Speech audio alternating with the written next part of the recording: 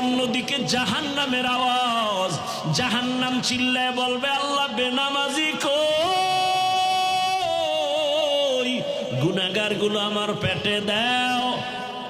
জাহান্নামের চিৎকারে হাসরের ময়দান থরথর করে কেঁপে উঠবে। আল্লাহ নিজেও রাগান্বিত আওয়াজ দিবেন আর বলবেন লিমানিল মুলকুল ইয়াউম লিল্লাহিল ওয়াহিদিল কাহ্হার। আমার আল্লাহ এমন রাগান্বিত আওয়াজ দিবেন হাসরের ময়দানটা থরথর করে কেঁপে উঠবে। রহমতের নবী বলেন আয়েশা, হাসরের ময়দানের এত ভয়ঙ্কর হালাত, এত কঠিন অবস্থা হবে।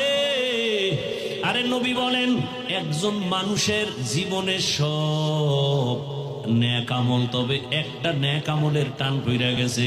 আল্লাহ বলে একটা নেকের অভাবে এখন তুমি জাহান্নামে যাইবা। কয় না, একটা নেক অন্য জায়গা থেকে নিয়ে আসো। আল্লাহর রসুল বলেন ওই বান্দাকে আল্লাহ বলবে দেখো তোমার ছেলে মেয়েরা একটা নেক দেয়নি। কয় নেকের টান? কয় নেক? এক নেকের টানে দৌড়ায়, একটা নেক পাইলেই জান্নাত।